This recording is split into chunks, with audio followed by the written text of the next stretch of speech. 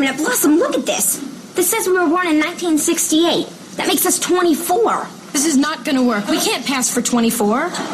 David thinks we can. David thinks Roe versus Wade are canoeing options. I just wanted to let you know about my study group. Oh, don't be a fuddy-duddy. I'll be your study buddy. I'm about to embark on one of the great challenges of my scientific career. This work right here is going to change history. I think this is going to be our greatest mission. I don't have time to study. I'll never get into Stanford. I got big plans for you tonight. I got maps, I got charts. I got to see you through this because my credibility is on the line. It's at this point that you'll want to start taking notes. Welcome to the Sitcom Study, the podcast where we contemplate the TV shows we grew up with and search for the truth and wisdom within the tropes and cliches. And Amy, what's the trope we're talking about today? Get your fake ID ready, Jay. We're going to the club. Fake IDs, going to the club, discotheque, whatever you want to call it.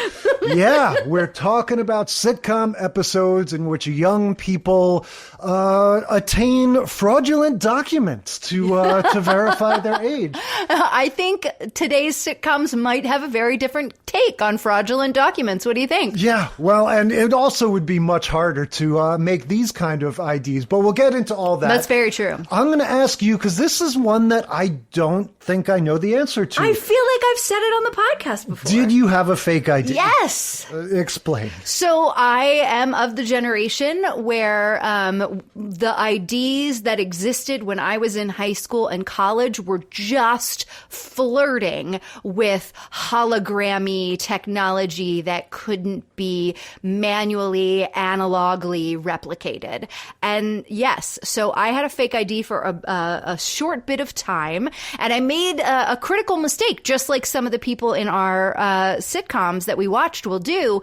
I used my actual ID, and I was able to just erase one of the digits, thereby allowing me my birthday's in December. So for the entire year before I turned 21, I had a fake ID that said that I was already 21. Yeah, it seems to me like there's a few different categories of fake ID. Right. There's the simplest kind that you're talking about, where you just take your ID and try to change it. Now, yes. I remember, we should say we come from different states. So when you talk about the state of technology, that might have been a little bit different between New York and Florida. No offense. It was not, because it was standard.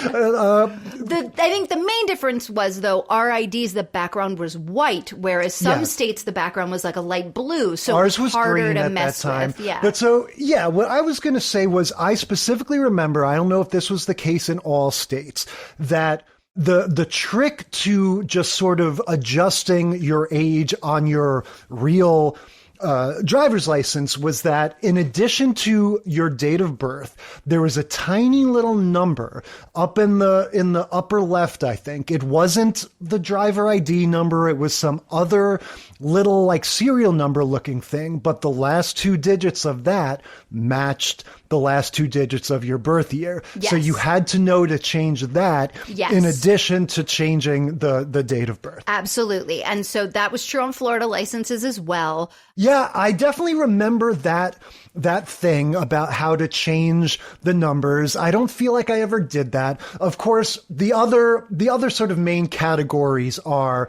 you have the thing where this is the most foolproof version, I think, if you are in the circumstances, using your older siblings' ID. That was all my friends that were buying the alcohol for us in college. The two girls that did it, they both had the older sister's ID, and that was how they got away with it. Yeah, my friend Rosie has an older brother, about 2 years older, basically looks like him. I think that worked for him. But obviously, not all of us have that privilege. Yes. So that sort of brings you to the final category, which is where you straight up try to manufacture, or more likely you have somebody, some shady, technologist that has figured out how to manufacture this counterfeit ID. And that's the part that a lot of these shows are flirting with, that I have got to assume has become much, much more difficult now in this age where not only do you have the holograms and stuff, but as hinted at in the American Dad episode we watched. Now, driver's licenses are essentially like credit cards. And so it's connecting a machine to some sort of database. And so it doesn't matter how skillfully you replicated, what the ID looks like. Right. Now, legitimately, some of the only ones that would really work would be actual, like the first two categories that you were talking about. Right. Finding some way to alter an actual ID without messing with any of the various levels of layers of security that go on top of it and within the text and the pictures to ensure that you aren't messing with it. Or somehow be able to like believably recreate that and including the barcode, right? Or people who are savvy enough to actually, recreate that actual thing. And they find somebody who died at the age of 2 in a mountain climbing accident and they give you their ID that's tied to their. This is the one I feel like we need an actual Gen Z or Gen Alpha to be like, here's how we get IDs now. Yeah, exactly. But I hear that they don't like to drink and do drugs and smoke cigarettes, so they don't even need to. Yeah, it will not surprise you to learn that I don't remember ever having a fake ID. I feel like that particular rite of passage is something that some of us go through. I think the larger thing that this trope is sort of pointing at, which is a much more universal thing, is that everybody, or almost everybody, tries in one way or another to falsify their age when they're younger, to do something that they're not allowed to do yet. Yeah, to get into the bar, to get into the club that is 18 and over or 21 and up. I was really surprised by this lineup of shows that I think almost everybody was needing, except for An American Dad, which is like it was a total departure. But our first 3 episodes, they were all needing to be older to go see a band that they were interested in. Yes, and I think that's a specific calculation on the part of the writers to say that this show with the teenage protagonists isn't going to be about them wanting to drink or smoke cigarettes. Wanting to go to the Fat Boys concert is just a much more wholesome motivation. Right. Reason for needing this illicit document. Yeah. Now, I'll just say for myself, since I don't believe I ever had a fake ID, I feel like I might have done the thing of taking the ballpoint pen and changing my 79 to a 78 or something. But my version of this was sneaking into movies, buying a ticket for Curly Sue, and then going to see the people under the stairs. I got caught one time, and my friend Ellis and I got ejected from the people under the stairs.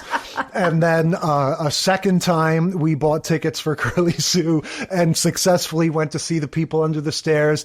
Another time, my friend Dennis and I got a young, cool couple of adults out on their date night to buy us tickets to Bram Stoker's Dracula before we were old enough to go to that. And then I had the privilege of karmically returning the favor when years later, my friend Liz and I went to see, I believe we were seeing the movie The Devil Inside in Yonkers Cross County Center.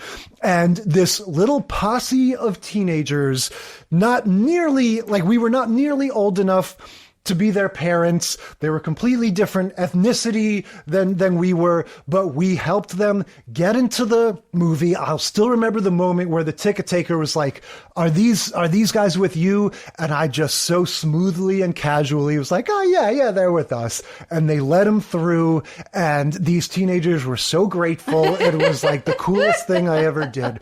So I've been on both the giving and receiving end of the thing of pretending to be someone's parent or child or whatever in order to get into an R-rated movie. That's basically the closest thing that I have. So that's our experience. We've had plenty to say about fake IDs in our lives. The last thing I want to say before we get into our shows is I just want to acknowledge the ultimate, for our generation anyway, the ultimate sitcom episode about fake IDs is the Saved by the Bell episode where Zach and his friends episode. Many of the sources I investigated agreed with this. When Zach and his friends try to go to the attic It's one of the rare episodes where Zach has a mom instead of a dad, and his pals all sleep over.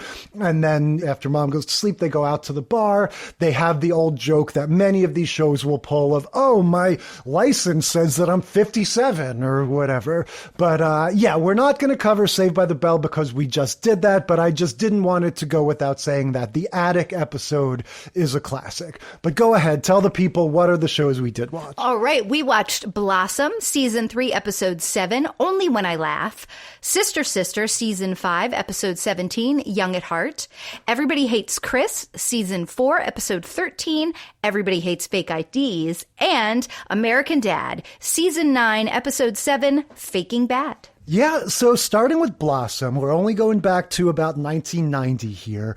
But yeah, you see in this episode a lot of those differences we're talking about in terms of like, hey, Blossom, do you think we could find a color Xerox machine because our licenses can't be in black and white, right? This is going to be very much build your own fake ID, at least at first. But yes, before we get there, yeah, Blossom, we've covered it a handful of times on the podcast, right? She ran for president, class president. Class president, yes. She, I don't know, I'm sure we've covered one or two of her other escapades. This was very much a sort of, you know, dealing with young people issues type show, yes. Right? And yeah, I always look forward to it. What I started noticing this time, I don't think I ever realized how Italian Blossom is. You know, like she's doing this thing. She's Blossom Russo, yes. Right? Of course, her brother is Joey with the whoa and all that stuff. And yeah, Tony is her older brother. Yeah, Anthony. Listening to her talk, now that I'm a little bit familiar with Mayim Bialik as just sort of a general personality in some of her other roles and stuff, and guest hosting on Jeopardy, when I see her in this, she's got this little bit of a thing going on. Like, hey, 6, we're going to get to the concert. Oh, hey. I mean, it's not quite that extreme. But she's definitely doing that thing that I think a lot of kid actors did for a time when they were told, oh, yeah, you're going to be doing this New York character. Or, I mean, I guess technically they're in LA, but they have this, like, they're East Coast. Yeah, they have that vibe. And to me, it goes back to the teacher from Boy Meets World who happens to look a lot like the dad in this. Like early 90s, mid 90s, we just decided like Al Pacino and Robert De Niro are like kings of the box office. Yes. Everybody just be a little Italian if you want to be cool. I mean, also the family is set up in that way, but yeah. Yeah, but yeah, that struck me. I never noticed that before, that she's doing a little bit of a tinge of like, hey, Tony, hey, Joey, get over here. Anyway, yeah, this is all going to be about, just like you said, for several of these shows, they want to see a concert that they've been personally invited to, right? So I guess he's not seen, but there's constant reference to Vinny, who's of course Blossom's boyfriend, played by the pretty boy that played Ted in Hey Dude, the sort of generic. He left Hey Dude, I think, to go do this show more frequently. Yeah, and then what? Did he wind up on Melrose Place? Like, did he? He's one of those. He and like this guy, the guy who played Ted on Hey Dude, and DJ's boyfriend on Full House. They're just these like generic brunette white boys, and I always get them confused. Yeah, DJ's boyfriend ended up being the voice of Aladdin. I feel like that's his claim to fame, his non-singing voice. But yeah, so anyway, that guy, right? That's her boyfriend. I guess the dad doesn't like the boyfriend because the whole sort of premise of this is like, Blossom really wants to go to the show, but is she cheating on Vinny by going to this rock show where she's been personally invited by Jimmy Maguire, I believe. So she's essentially a groupie, or she's an aspiring, she wants to get together with this guy. And the way she sells the dad on it, like when he says, oh, you're not going with Vinny or something like that, he's like, okay, then you can stay out till 12. Like imply, like he's more permissive when it's like it's like steering her away from the boyfriend. I didn't really pick up on that. I just kind of, he was like, does Vinny know? And I thought it was another opportunity for her to be a little shady because she was like, not yet. And then he goes, 12 will be fine. And I don't know, I just kind of clocked that. But that's kind of beside the point. Six and Blossom are making this sort of rule of like, oh, well, it's not cheating if it's with a rock star. So we get all kind of jokes about like, oh, what if it's with Bon Jovi? Then it would be okay. What if it's with Michael Jackson? Well, that could never happen. Right? Yeah. Well, they say Axl Rose, and that was like, of course, it doesn't count because Axl Rose is such a rock star, which it was just making me laugh because it would be like totally the opposite now. Like he wouldn't count anymore, if he was on somebody's list. But so, and then they were like, and then they said Slash, and Six was like, ew, who would want to? Yeah, which I feel like a lot of people would want to, frankly. I think Slash probably did pretty well in the 80s and 90s. I think he was probably doing all right here. What is 92, 93, something like that. And then Michael Jackson, and she's like, ha ha, like that would even be a possibility. And so, yeah, that was a fun little joke that they were, but I thought that was interesting because that was like, kind of the earliest reference to this, like the list, right? Like the it's okay, you get a pass list that I'd ever heard about. It's not cheating if it's in another zip code, that kind of thing. No, it's not. Oh, you mean like the celebrity? If they're on the celebrity list, yeah. You're like, exactly. You get a pass at this point, for you don't even have to have a list. Just if they're any celebrity, then it's okay. You don't need to choose them ahead of time. But so this isn't the one where there's an early show and a late show. This one is just the show, again, like many of these examples, is at some sort of club or something. It's an over 18 event. Right, just or like it's an over 18 club. Yes. And so they're worried they're not going to be able to get in. And Blossom tries to make her own fake IDs. Like you said, she has printed out pictures and she's, using a ballpoint pen, like a fountain pen, trying to make everything look really good. And they're on these little white cards. And that's when Six is like, I think we're going to need to have color pictures. So they're like, all right, well, let's ask Joey and see if he can help us get IDs, and he can't help. So then they decide to ask this ne'er-do-well from school, David Slackmeyer. That's right. Six has the connection. Six, she knows him. They know him from school, right? Yeah, Six suggests him. Yes. And she says, David Slackmeyer. Played he can help. by David Arquette. A young David Arquette, looking greasy and slimy as ever. He's sitting down at their kitchen table. So I guess he sort of like makes house calls. And yes, he's meant to be the sort of ne'er-do-well, like local tough guy. He's got his muscle, right? This like big tall guy with sunglasses that stands silently behind him. Yes, holding like a leather briefcase. Yes. And he goes like, oh, this guy, he thinks you're cute, Blossom, or something. They have a little joke about that. And so, he makes them fake IDs. We get our first but not last reference to Thelma and Louise, right? Because they get the IDs and they're like, wait, I'm Selma so-and-so and you're Louise, we're Selma and Louise. But they're sisters. They're both like Robinson. Yeah, and they're 24 years old. Right. So we get that joke of they're never going to believe we're 24 years old. Yes, so it must be 92 because I was noticing this as well, that in this episode, their birth dates, that's one of the things that they always have to do when you get a fake ID is you got to memorize the fake information so that way you don't blink when someone asks you a question about it. And so they were both born in 1968. Yeah. Okay. And this is 1992. 92. Okay. Which is what makes them 24.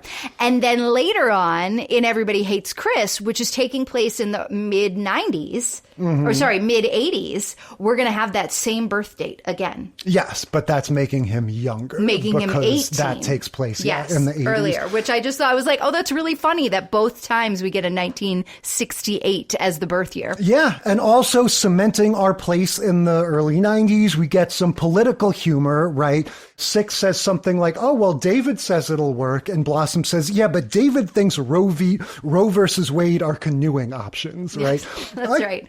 And Six is like, is that a political reference? I don't understand. I thought that was a pretty good joke. Roe versus Wade, canoeing options. I get it. It's not bad. So the dad and the brother are downstairs. There's this whole wacky B-plot going on where they're turning their house into a funeral home. And Blossom and Six come downstairs dressed as geishas. That was my note. Well, No. So Blossom has on a Japanese sort of style dress that was very popular in the early 90s. She looks nice. If you got things from Dahlia's catalog, you probably had a dress like this. I had a dress like this. And the cool thing to do was to wear your hair in an updo, accessorize it with some interesting dangly earrings and chopsticks in your hair. Yeah. That was kind of like George's girlfriend from a few episodes ago on Seinfeld. Yes, exactly. But that was definitely a look. Again, that was early 90s. They were trying to look like George's accountant. They were trying to look girlfriend. older, yeah, for sure. And so that was definitely a look, and that's what Blossom was wearing. Now, Six went a different direction. Yeah. Six was wearing leopard print. She looked a lot more, and boots, like high boots. So she wasn't going in the Japanese style. She was dressed like the nanny named Fran. Sure, yeah, ostentatious. And her hair was real big. Yeah. And I feel like they're not going by the basic playbook of fooling your parents with this kind of stuff. You're supposed to walk out in your, frumpy sweatpants and have your sexy skirt underneath or something. Yeah, but that's not what Blossom does. Blossom had already told her brothers that she was going to see this band, and her dad now sees her and is like, whoa, you guys are dressed up a little bit too fancy swanky. And she's like, Dad, we're going to see a band. It's we'll be home by midnight. It's no big deal. And her dad asked a few more questions, found out the boyfriend wasn't going to be there, and is like, all right, that's fine. Yeah, the idea is that the dad is okay with the general outing. He just doesn't realize that they're using fake IDs. He doesn't know that it's over 18. Exactly. Yeah, I still feel like they would have incorporated, or they would have received a lot less friction if they just went out looking normal and then got into their kimono. But that's not the MO of Blossom, is that you don't have to lie all the time to your parents because you're a trustworthy kid and you can be honest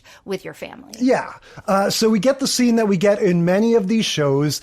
Exterior nightclub. In the line, waiting to show on the long your line, bouncer. Yeah. Getting up to the bouncer. And this is my favorite part of the episode. The thing of Blossom trying to make adult small talk with the bouncer. It's the most cringe moment of every show that deals with fake IDs. Main plot, B plot, doesn't matter. There's always this cringe scene where you have this child trying to act like they're older.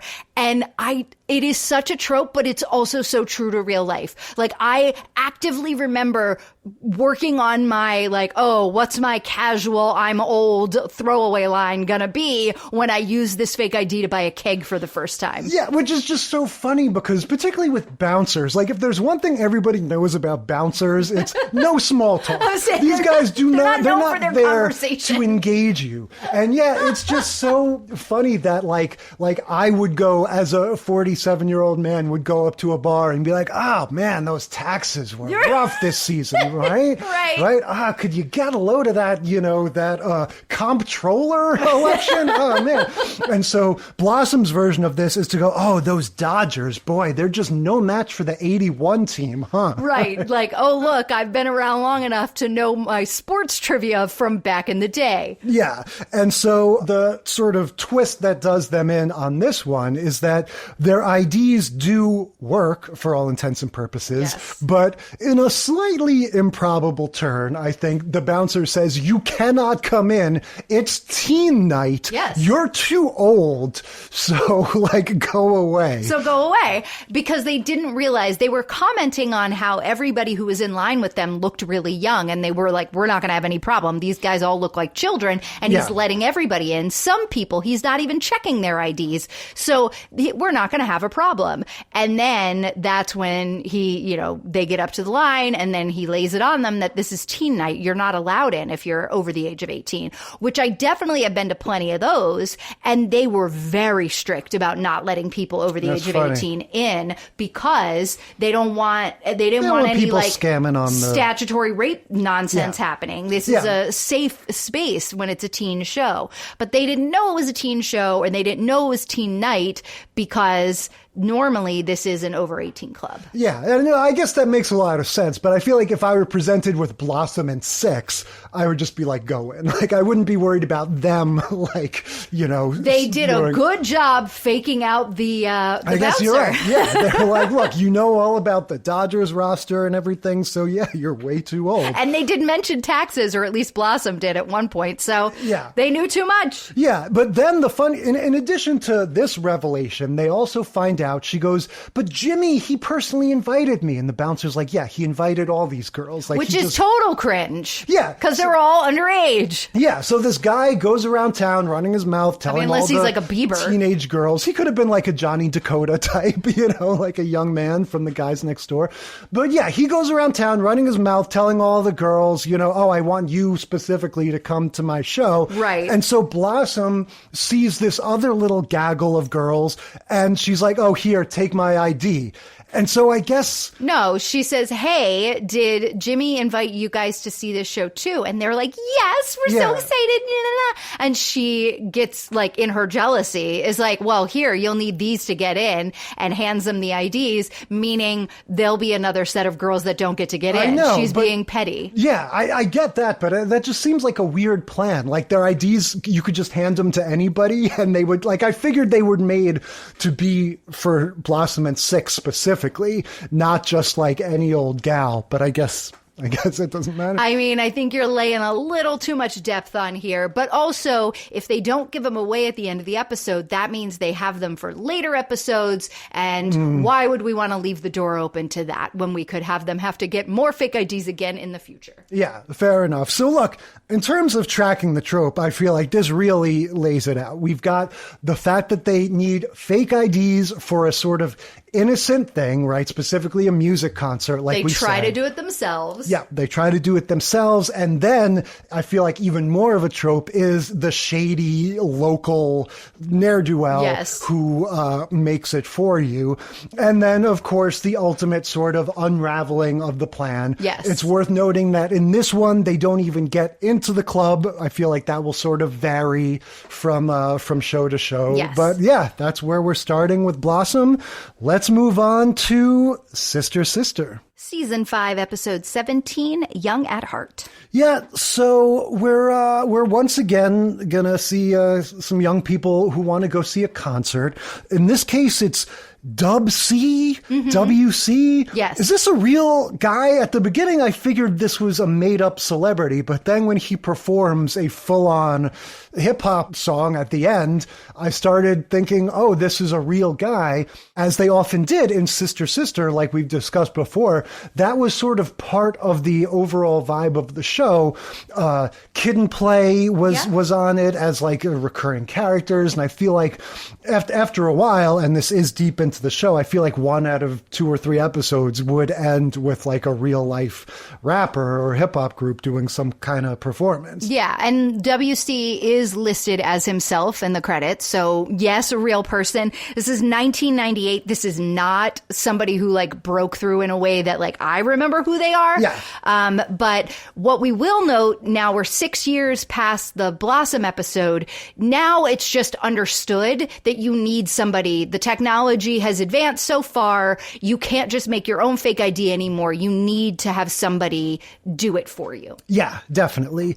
Just a few sort of opening thoughts here. Where's Roger? Right? He's not in this episode. I don't know why. Yeah, he's still listed in the credits, yes, and he's as like main cast, but he is not in this episode. And we've got both girls' boyfriends, Tyreek instead. and Jason. So in this first scene, I'm looking at them.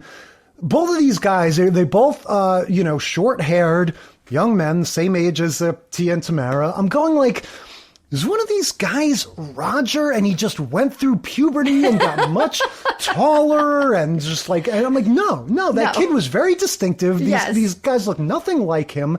And so I'm like, okay, maybe Roger's not in it anymore.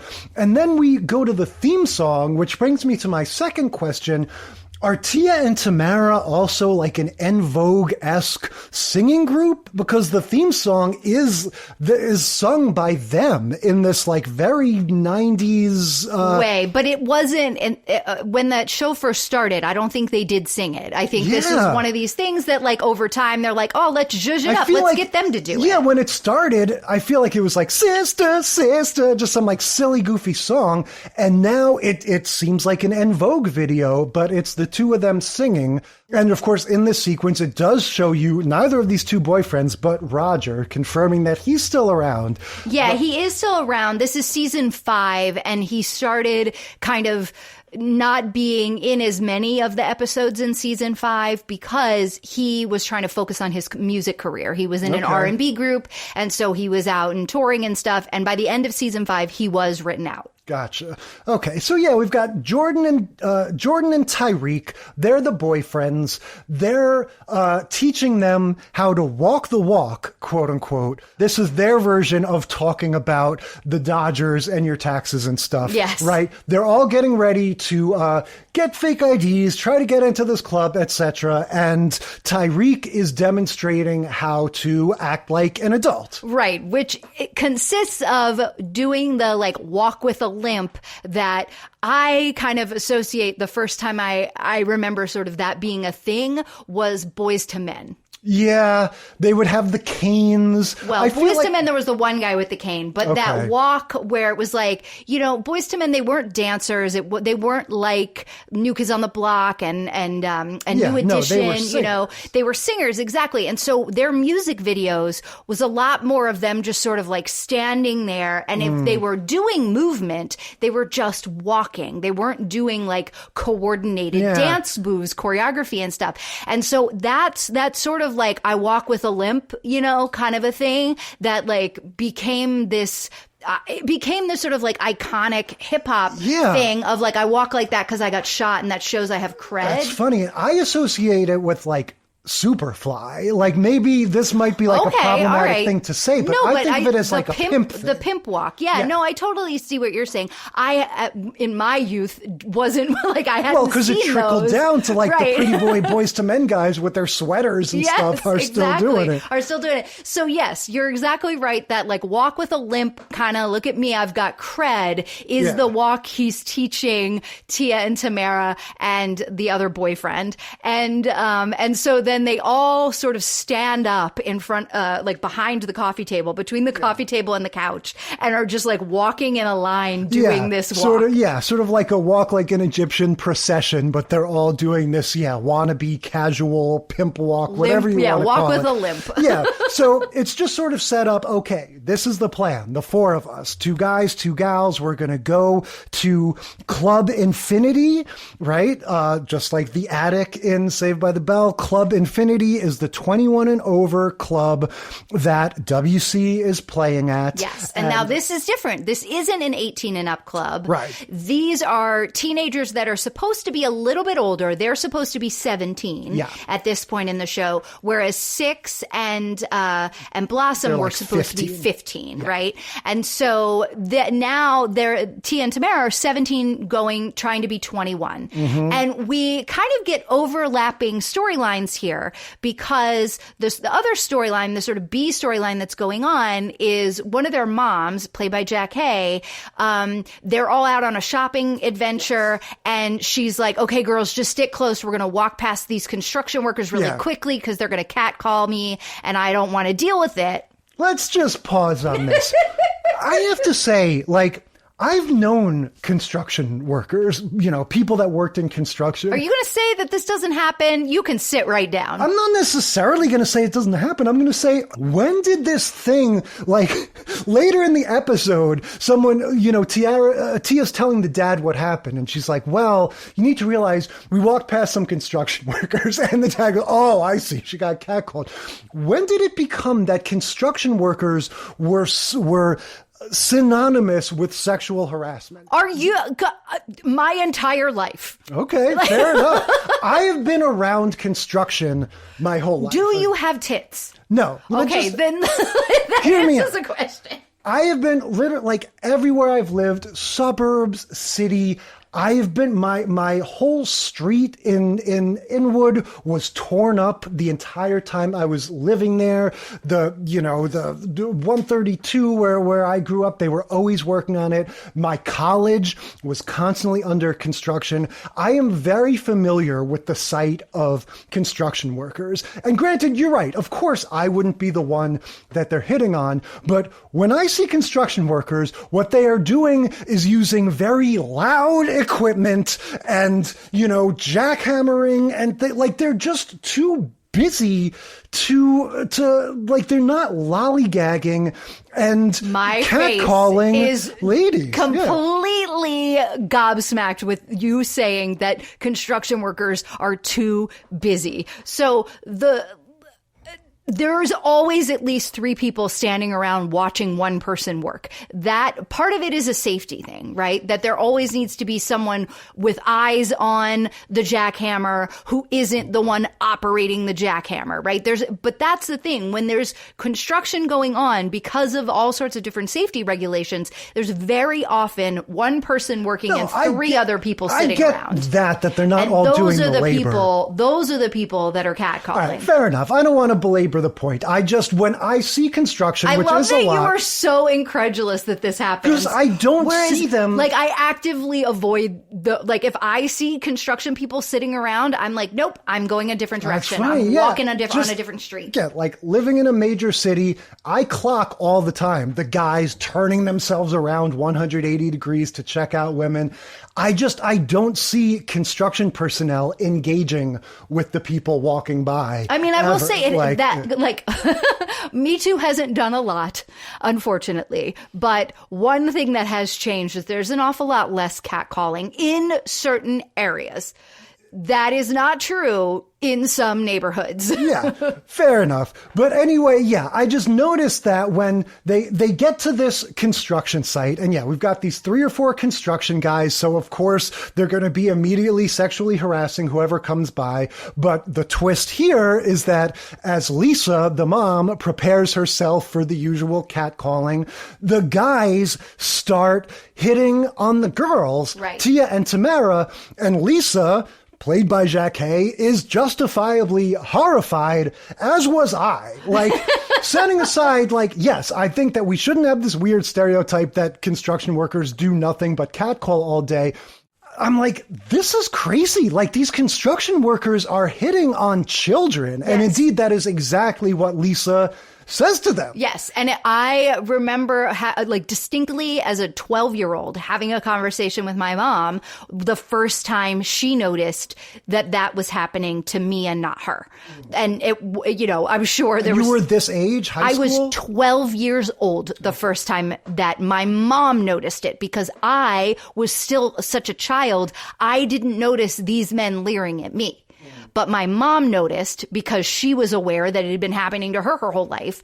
And she was like, hey, Amy, check this out. And pointed it out to me. And so then it was something that I was able to be aware of and cautious about for the rest of my life, or until I, got old enough to become invisible to the construction workers, which I am happy to say I have become. And every now and then I'm not, but that's just enough to make me feel human. Yeah. It is a real thing. It's almost a rite of passage, unfortunately, as a young girl, that you, someone in your life, or you have a horrible experience, but for the most part, somebody in your life will point this out to you, that men are looking at you in a different way now. You need to be cognizant of that. And it is 100% rape culture to say that I'm the one, right, as the young woman at the time, as the 12-year-old, I needed to start thinking about the amount of skin I was showing because I was going to get that type of attention otherwise. But that's reality. That is what happened to me in my life. And becoming aware of it was an important thing to know. Yeah. And so Lisa gives them a piece of her mind. Yes. How dare you look at these girls? They're underage. The guys don't give a shit. They're like, whatever. Yeah. And so really this plays into the theme of the episode because this one, it's all about aging and it's all about Jackie, or rather Lisa, the mom, sort of, not necessarily wanting to be younger per se, but it's about everybody sort of dealing with some sort of like the fluidity of age. And are we older than we feel or younger than we look or whatever? Yes, which is Young at Heart is the name of the episode. Well, when they get home, when Lisa and the girls get home, they're introduced to Aaron, who is a young man who is helping the dad with his computer stuff. Now, I just wanted to mention, I find it's interesting that at this point, we're 5 years into this sitcom, into this sort of world in which they have lived, in which they're living, the dad still introduces them as, this is my daughter, Tia, and Lisa's daughter, Tamara. Like, I don't know. At that point, he's not ready to just say, like, these are our kids. Like, this is Tia and Tamara. I think it's just because of the parental, relationship that they have. Yeah, that they are. Because I always forget, right, even though this episode, it's critical, that they are not a couple. They're not a couple, and there's not even like a will they, won't they with them. It was never part of the schematic of the show to have that. But the children are both of their children. Like, they're both his daughters and her daughters. Well, they're raising them as sisters, but they do. And this is something that kind of gets established earlier on. They reserve the right to have their individual parental authority.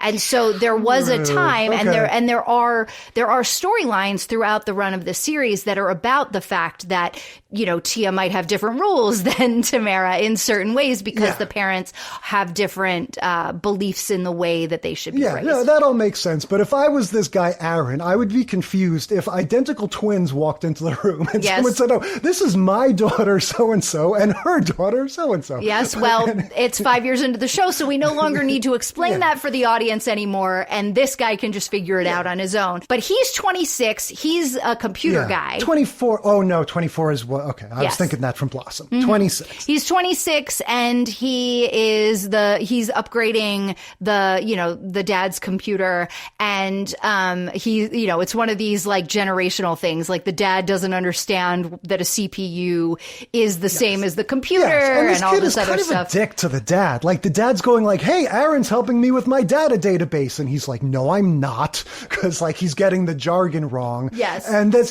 in general. This is back in the move days, right? Where the IT guy would just be like, move. Well, but that's not what this guy is supposed to be like. He's supposed to be charming. And the computer jargon in this episode is hilarious. Mm-hmm. It's all real, but it's so 90s. 1998? It's Windows 98. Yeah. The dad doesn't know anything that he's saying. But then Lisa comes in and she dazzles this computer guy with her knowledge by going, oh, hey, don't you want to back that up to floppy just in case you have a crash upon shutdown? And he's like, whoa. He's like a grown-up who knows how to do computers. Alan Turing just walked into the room. You know about floppy disks? You know about the computer crashing? Hold on. Who are you? Yeah. So he's like, he's bowled over by her, and he invites her to go to the same concert that the girls are going to with their fake IDs. Yeah. It's one of these, this is how us men used to do it, right? Do you want to go out on Friday night? No information about what you're going to be doing or anything. Just leave it all to me, right? Just put on something nice and I'm going to come get you and show you a good time, right? Yeah. So sure, that's how it used to happen. So we've got this all set up that the kids are going to go to this concert. Jackie's going to go on. Lisa's going to go on her date. And it's Jackie. Yeah. No, I know. She's keeping it a secret from the dad. Yes. He thinks that she's pulling the move that I was suggesting Blossom do. Right. Of like put on your trench coat or your nightgown or whatever. She's got her bathrobe and her slippers on. She's acting like she's going up to bed because she doesn't want any questions about who she's going out with because he's so much younger. And he knows the dad. And so that's what Lisa is pulling. The girls have already succeeded in getting their fake IDs, but in this case, they aren't Thelma and Louise, but they aren't sisters either. Yes. And they're like, how is that going to work? We're twins. If we walk up and hand these IDs, they're going to know that the IDs aren't twins, and we're very clearly twins. Jordan says, don't stand next to each other. Yeah, just don't stand next to each other. I thought that was funny. Their cover story is that they're going to see the movie Amistad, yes. the famous film about the slave ship revolt directed by Steven Spielberg. That's right. And the girls are wearing big trench coats to hide the fact that they're in club clothes. Yes. Ray settles down for an evening of watching Diagnosis Murder, which we have to shout out because that stars friend of the pod, Scott Baio. And please don't say that. Lisa sheds her nightgown. She's wearing a sexy dress. Aaron shows up and says he's going to take her to the hottest spot in town, Club Infinity. That's right. That's setting us up for our final act, where we're going to have everybody in the same over 21 club. Yeah. So they've got that, like we said, the getting the IDs, procuring the IDs. We didn't actually get to meet the shady character, right? Their friend, one of the boyfriends, got him, was able to get them. They had, did they go through 2 rounds of IDs, or they just sort of settled? No, I think they just had their one, like you said, it's just everything happens off camera. They show up, here's the fake IDs, and whatever humor there is just him passing out the IDs and them being like, we're twins, how come it doesn't say that? And this is where we get the other Thelma and Louise reference, though, with their IDs, but I don't understand what that was related to. Is it? Yeah, I guess it had to be because they're the only girls. I think the Thelma and Louise reference is just when they finally get in trouble and Lisa drags them back home. She's like, oh, why don't you ask Thelma and Louise over there what they were doing, Is it? I don't remember. I feel like it's in that spirit. In that spirit. Okay. Well, I remember when it happened that there was a second reference, but now I don't remember what it was actually connected to. So they are in line at the club, and one of the guys, the guy who got the IDs, goes up to the bouncer, and it's not the bouncer that's checking IDs. There's a bouncer there, but it's this girl that he happens to know. Desiree. And he's like, hey, Desiree, let me holler at you, like I've got these ID, and she, I've got my ID, like I'll let, you got to let us in, whatever. And she's like, yeah, just get me their IDs too. And then she takes a look at his and she's like, get the hell out of here. Yeah, like, this isn't you. Here's one case where I actually don't think this is a legit reason to turn down an ID. She goes, where's your dreads? Right? The whole thing that they mentioned this several times throughout the episode, the guy in the picture has dreadlocks and this guy doesn't. Yeah. You're allowed to change your hair. Oh, absolutely. I had hair on my head in my driver's license for many years, even though that ceased to be the case. No, but I think there was also just like the picture doesn't really look like them. And that was something that they had said about all of them, that these pictures don't really look like us. And, why are they're, this one doesn't have the thing of they're making us so much older than we really are. But, I don't know about this. And so she says absolutely no to one of the boyfriend's IDs, and her friend that she says no to his ID as well, but I don't remember why. Yeah, I don't either. The only thing I have is the what happened to your dreads. But then when Tia and Tamara use their Glenda and Mortika IDs, I guess is the idea that these are real people's IDs that he got a hold of. That makes sense. And so the twist there is that Desiree knows Glenda enough to be delighted to see her, not enough to know that this is not actually her. Right. She's like, oh my God, girl, I miss you so much. How, have you been since college or whatever? Because they go to college together. And she's like, oh, it's so good to see you, whatever. And she's like, I didn't know you had a sister. And then she's like, yeah, this is. And then, Tia has to jump in and be like, Mortika. Yes, Mortika. And so, they convince Desiree and they get in, right? Yeah, she's like, she's like, it's so good to see you. Go on in, girl. Because, in her mind, she knows her, so it's fine. And then the boys are like, we're with them. And she's like, all right, go ahead. And then they all go in. Yeah. And so we get a bizarrely filmed sort of sequence in this I club. love this this part. Yeah, but I just noticed, I guess, I don't think they have a lot of set here, right? I think they want to, they're trying to get the most out of what they have. It's just I think they're trying really to make high. they're trying to make it look really crowded. Yes. And so they have everybody kind of packed in, all the extras packed in on this tiny little dance floor. Yeah. And they aren't zooming out to show like the whole club or anything. No context. They're just kind of keeping it tight on the dance floor. So then you keep having this, and it's great choreography. It's like great, it's the camera is just there and like static. And then all of these people are kind of moving in and about in a way that keeps revealing Jackie and Aaron, and then one or two of the sisters and, maybe their guys. Yeah. And then they're like dancing with each other because and we other should say, people. When Lisa and Aaron show up after the sisters get in, they immediately cut a rug, right? Yes. Aaron is like, oh, should I get a table or something? And Lisa's like, no, I got my dancing shoes on. And Let's just go. walk in the door. Yeah. Yeah. And it is a sort of funny farce kind of thing where we've got all of these characters in this dancing sea of people that, none of them recognize each other until they do. And we also get a fun little callback to the construction workers because one of the construction workers is there, bumps into Lisa, and Lisa's like, oh, hell no. And then he tries to go immediately and start dancing with one of the daughters, and she's like, what? And that's kind of shortly thereafter, they realize that they're all there together, and the girls are able to kind of slip away back into the crowd, and Jack A goes up on stage, takes the mic from Dubsy, and is like, I know, I'm not going to say your names, but you know who you are, and you know you're underage, so get out of here. Yes. And no one moves, and she's like, I know it, get to stepping. And then half the club leaves. Yeah, so she gets on the microphone, she yells at them, and then we go back to the house where Ray, the dad, is hanging out Hef style, right? He's got his little robe, he's like reading a book. And has some, classical music playing in the background. Yeah. Clearly his diagnosis murder evening is over, and now he's reading a book to wind down. Yeah, and Lisa barges in. She says, are the girls home yet? And I have in my notes, this is where she says, she refers to them as Thelma and Louise while she's explaining, what they pulled.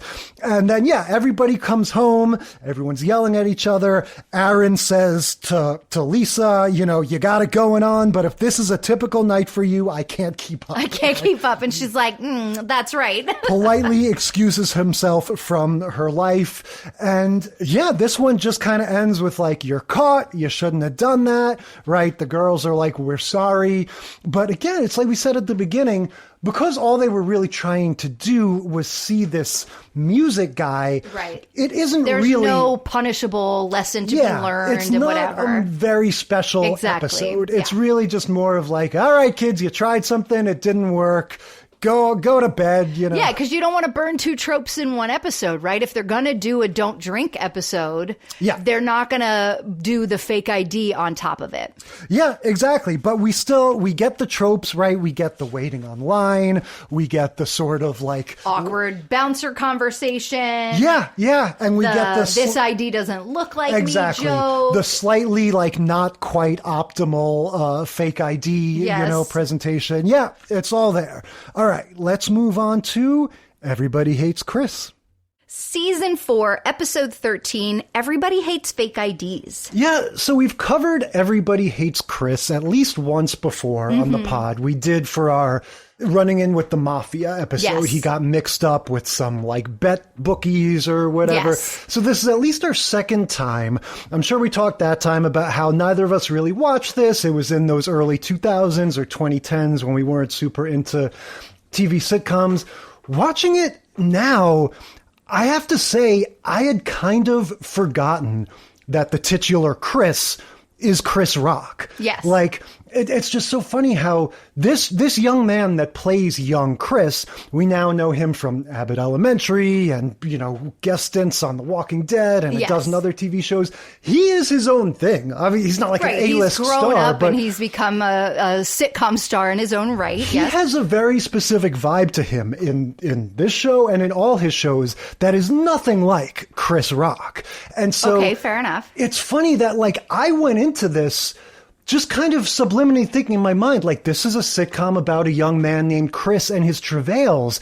And when Chris Rock starts spouting his, like, yelly narration, I'm kind of like, oh, right, this was a show all about Chris Rock. That's what made it matter, right? This was like his version of the comedian gets a sitcom. Yes, and I feel like they did this. The other example that immediately springs to mind is, ironically, Young Rock. Not Chris Rock, right. but Dwayne "The Rock" Johnson. Right. It seems, I don't know if it's cynical or if it's just a good idea that, like, oh, you want to have a show built around this celebrity, but we don't want to actually have them film the show all the time. So, tell us some anecdotes from your childhood, and then we'll make a show about it, and you can chime in with some narration here. Yeah, and okay, so I remember the last time we watched this for the Run-Ins with the Mafia episode, the Chris Rock voiceover didn't bother me as much.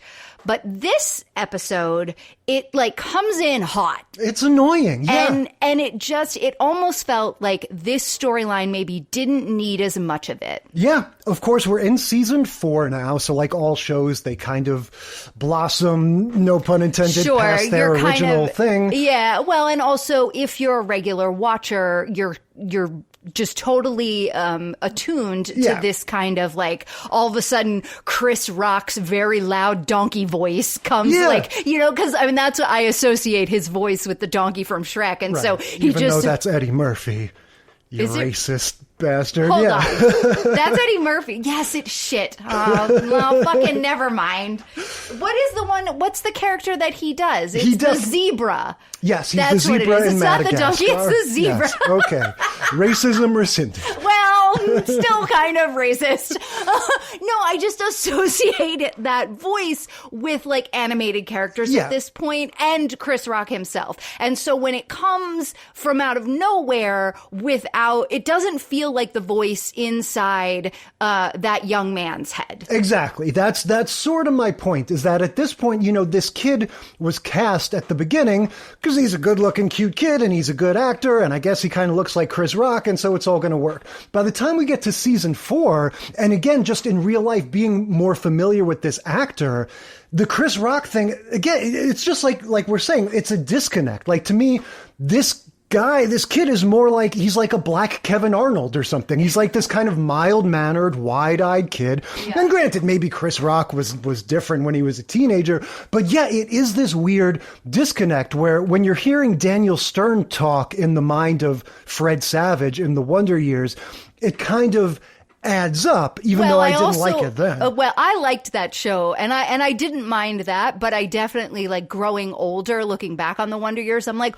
why did Kevin Waspy Arnold grow up to be sort of Jewish? Yeah, I mean, it's always, obviously the worst example, as we've discussed, is Josh Radnor somehow turning into Bob Saget, even though he's already like 35 in the show. His voice changes completely. Yeah, basically, I feel like we're belaboring the point, but the personality that Chris Rock sort of puts forth in this narration is just nothing like the personality of this kid, and I find it both sort of jarring and unnecessary. There are definitely moments where it feels like that Key and Peele sketch of where Keegan-Michael Key is the Obama's anger translator. Yeah. Because Chris Rock is so much more like explosive than the characterization of this kid, right? Yeah. Like, he is definitely, like you're saying, he's playing sort of a put-upon, mild-mannered kid, but his inner voice is like, are you kidding me? Yeah,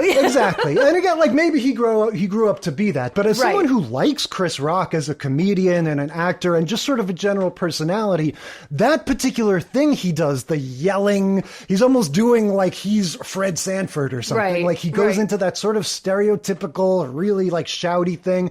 And that's not my favorite part of his act, but whatever, that's fine. But yeah, the whole thing just took me by surprise this time. I was ready to watch this show, which ultimately it is, about this young kid going through the rite of passage, but I'm kind of like, Chris Rock, pipe down. Like, you don't need to be yelling at me all the time. And that's the thing. I think just in this particular episode, he comes in hot, right? The very beginning of this episode, he is chiming in loudly on multiple occasions where it just is kind of like, whoa, that's a little bit too much.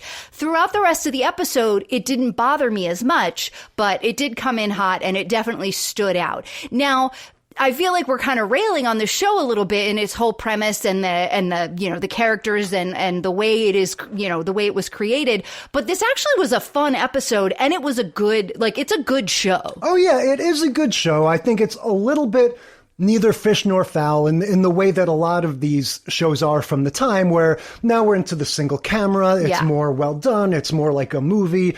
And so it's like, okay, it's one of these like, I don't know if it's funny. It's more just like a well-done portrait. Some of it is funny. Yeah, and the actors are exactly. funny. You got Tashina Arnold, who I think she is grand. Yeah, she's kind of the best part of this. Yeah, she plays the mom, and she and the dad always have some fun little back and forths. What's the actor's name who plays the dad? Terry Crews. Terry Crews, that's right.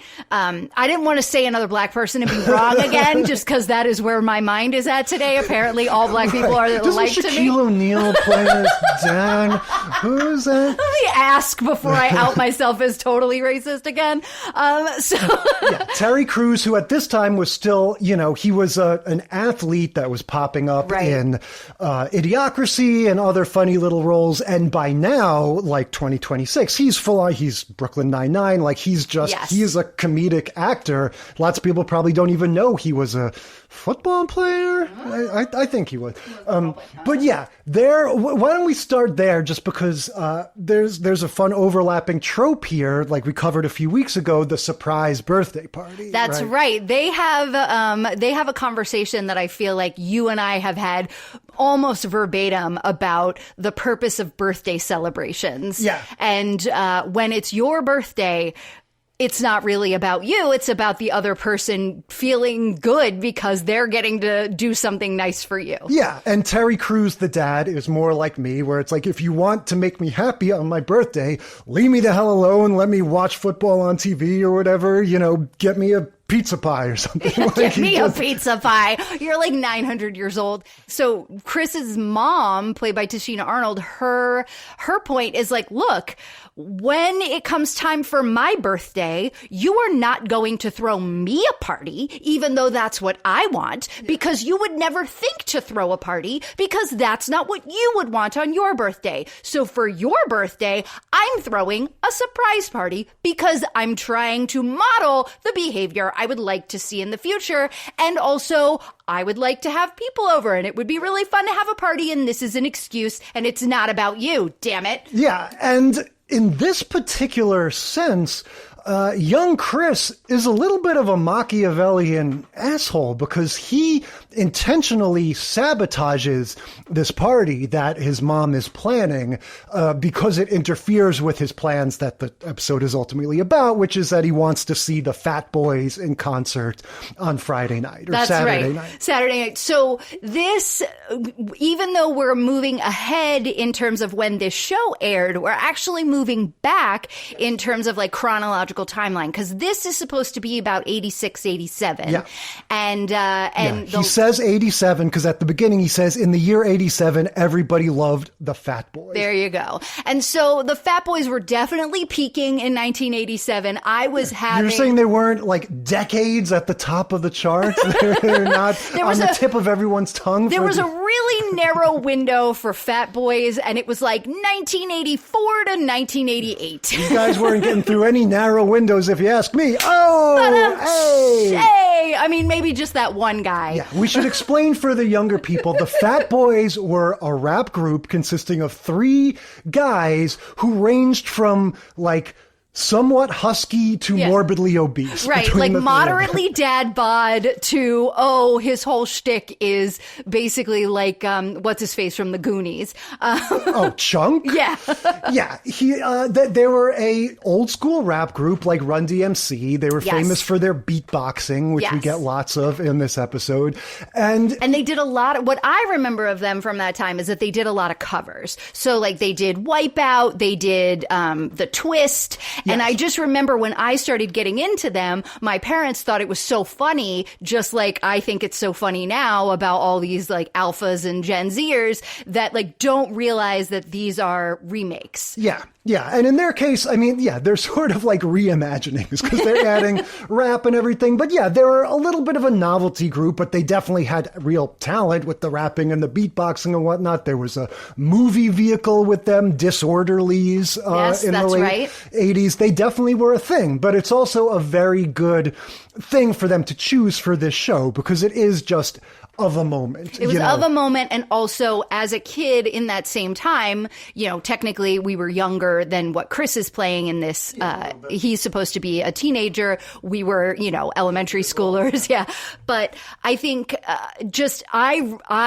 when he mentioned that his whole thing was that he wanted to get a fake ID so that he could go see a Fat Boys concert, and before he did that, he had to wait in line for hours outside of a store for tickets. I had all of these memories come flooding back to what it was like before Ticketmaster was online. Yeah, that was definitely a thing, waiting around the block for a concert. I think, many people our age and older have sort of romantical memories of that. Honestly, this is where I'll be really Mr. Pretentious. I don't think I ever did that for a concert. The only memory I have of sleeping out, like on the street waiting for tickets, was to see the public theater production of Chekhov's The Seagull. You are at such the a dork. Theater. It was a star-studded cast. It had Meryl Streep and Philip Seymour Hoffman, and the way they did it was like the tickets are free. You just have to wait in line like all night, and a bunch of friends and I did. But they do that. Apparently, for some reason, that is hilarious. My example is much less pretentious. I was in college, and it was the Backstreet Boys Millennium Tour. There you go. For what it's worth, I would choose Chekhov over the Backstreet Boys then and now. But they're waiting online. Interestingly, this venue is simultaneously selling tickets to a Fat Boys concert and a Hall & Oates concert, right? Yes. And so there's the joke of like, sorry, they're sold out. We only got Hall & Oates tickets left or whatever. And so what happens? They like trade at school with the kid? So part of the premise of this show is in the first episode or before the first episode, his family has moved out of the projects into a more upper class Bed-Stuy neighborhood. Yeah. And his mom sends him to school across town at a predominantly white school so he can have a quote unquote better education. That is, so he doesn't go to the neighborhood school, he goes to this other school. Yeah. And so his friend is this old white kid. Yeah, Greg. Who he goes to school with. And his friend basically did the same thing in the white neighborhood, only he was camped out for Hall & Oates tickets. And at that venue, they all sold out. And so he got the same thing when he got up to the front of the line. Sorry, we're sold out of Hall & Oates. We only have Fat Boys tickets left. And for all you youngsters out there, this was a real thing that happened, because it wasn't that there was just this internet where everybody had access to the database of tickets. Each location got a certain number of tickets to sell. And so, yes, one neighborhood would sell out of Hall & Oates before Fat Boys, whereas a different neighborhood ticket store would run out of the other. And so you had to kind of be smart about where you were going if you wanted to make sure that you were, you could be 80th in line or, had to be number 5 in line. Yeah, because Ticketmaster, I guess if you're not getting it from the actual box office, Ticketmaster, it's almost like Western Union, where they had these little setups in various stores, and you just sort of knew like, oh, the drugstore on that that street has a Ticketmaster, service or whatever that you can go and get them. Yeah. So this all adds up to his friend or having the record store. Oftentimes it was like the record store or something like that. His friend has 2 tickets to the late show, the 10:30 p.m. show, and that is 18 and over restricted. So this isn't a Club Infinity situation per se, but I guess the later shows, they restrict the ages. And so they decide, well, maybe we should get a fake ID, right? Yes. And so just like in the last episode, Chris goes to the neighborhood. He's in the barbershop and he's asking, like a local ne'er-do-well that he knows that is sort of crime adjacent. Hey, what would I need to do if I wanted to get a fake ID or an ID that said I was 18? And there's all this double speak, right? Like, okay, you got to go here and you got to ask for a passport photo. Yeah, it shows that Chris and his friend Greg, they're just both very naive. The guys in the store are like, oh, who's that outside? Why don't you go out and look? And then there's a friend of theirs, like another teenager who hangs out with the adults in the barbershop, who has to tell them, like, no, he's saying that so that he can tell you outside. Or when he says to ask for passport photos, that's code. Because they're just so guileless. Right. They don't know. They show up at this place and it's the same guy who was telling them, how to get to this other place. Turns out he works there too as like the assistant, receptionist, whatever. Mm-hmm. And then they get to the guy behind that guy and it is Chris's uncle. Yeah. So there's this weird thing where, they're like, whoa, Uncle Richie or whatever. Hey, what are you doing here? And this is where I feel like of all these shows, it really hits hardest the idea that they want the fake ID for innocent reasons. Yes. Because the uncle is like, sort of skeptical. He's like, you really just want a fake ID to see the fat boys? You're not going to buy liquor. You're not going to buy cigarettes. And they're just so innocent. And so he's like, okay, come back tomorrow. Exactly. Well, he gives them these options. Like, you can get it, there's like the 3 things. I wanted to ask you about this. Are you familiar in general with this concept? I've definitely heard of this. So it's like fast, good, and cheap are the pick 3. 2. Yeah, you can, exactly. So you can pick 2 of these deliverables. Yeah, you can get it. This is a ubiquitous thing in my line of work. Yeah. It was a poster on the door in the studio I used to work at. Fast, good, and cheap. Pick 2. And it totally, plays out logically. You can have it fast and cheap, but it's not going to be good. You can have it good and cheap, but it's not going to be fast, etc. And I am curious, like, if I say that to a client or something, if they'll understand, or if that's something that, like, not everybody knows about.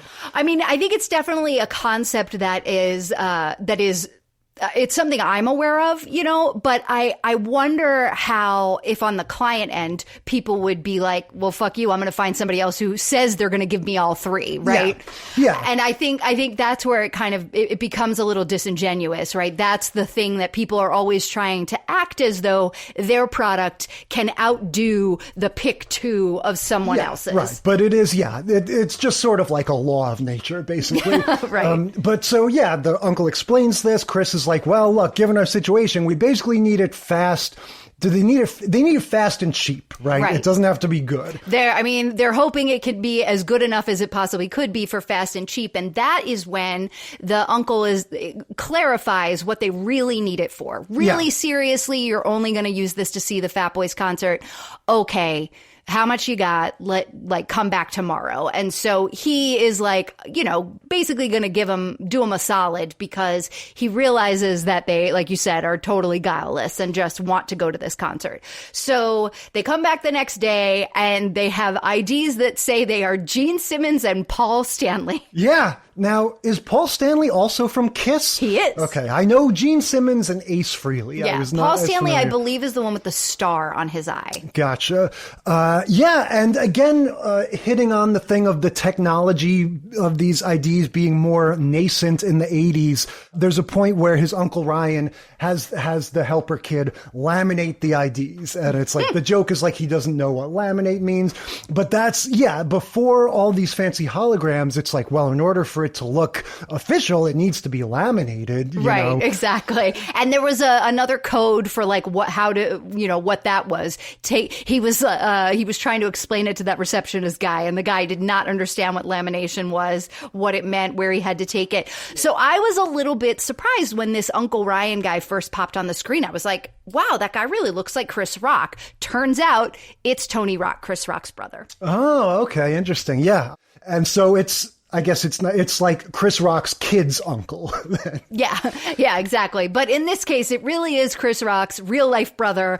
And he sort of sounded like him, and he definitely looked like him. Yeah. It just a little bit, like enough for me to be like, that guy kind of looks like Chris Rock. But again, not wanting to be racist, right. I looked it up. They are nonetheless two completely distinct things. So once again, we get the scene outside the club, right?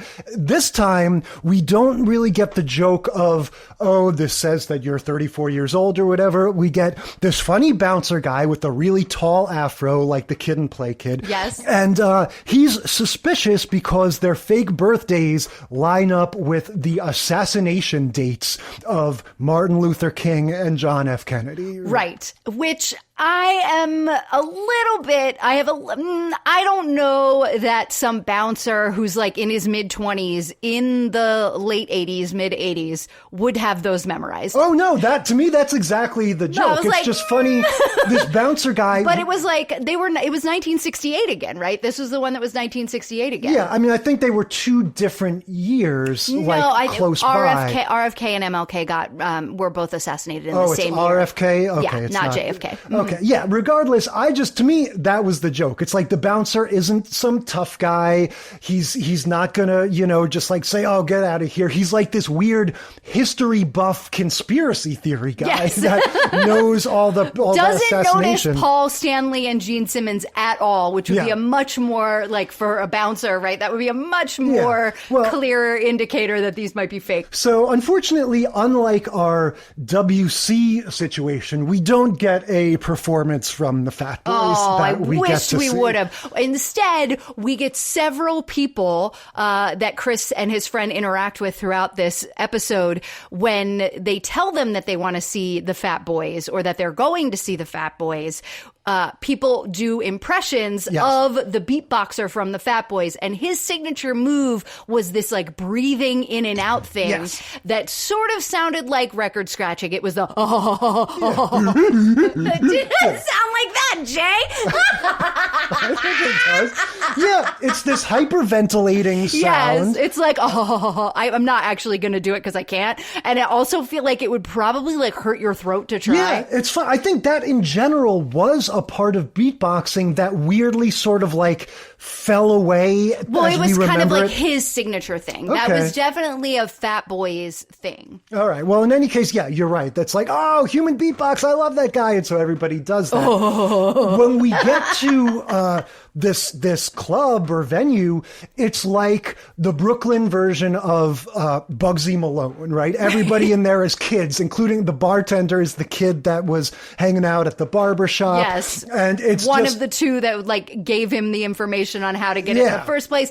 And he is an actual child, which was making me laugh because he's like, hey, in here, I'm so-and-so, and like goes by a different name. And then they get raided and all of the kids just scatter. Yeah. The cop comes in and he says to the owner, the owner thinks he's there for something else. He's like, no, the problem is everybody here is two. He goes, you got a fake ID issue, buddy. And so, I guess this kind of thing happens. It's a raid like what they would have in Prohibition, where you just come in and bust up the whole event. That definitely happens, but usually in a place where they're, serving alcohol underage or something else. Like this one, I feel like, I don't know. You'd have to be really on the cops' radar for doing bad things at other times for them to come in and target you on a Fat Boys concert, which, and why would you make a Fat Boys concert 18 and up? Now, they definitely did this with like 2 Live Crew. Well, right? Sure. Because 2 Live Crew, if you don't know, had really explicit songs. Famously the most vulgar music act ever, according to Tipper Gore or whoever was up their ass at that time. they had to go before the Supreme Court. It was this whole thing because for some reason, "Me So Horny" became like the rallying cry of freedom of speech in our country. Yeah. No censorship. Allow your fourth grader to sing, "Oh, me so horny." Exactly.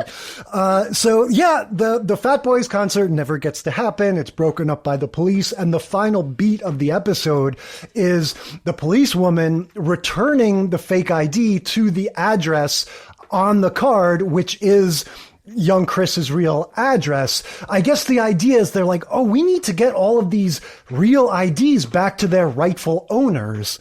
And so that's what they do. And they give it to his mom.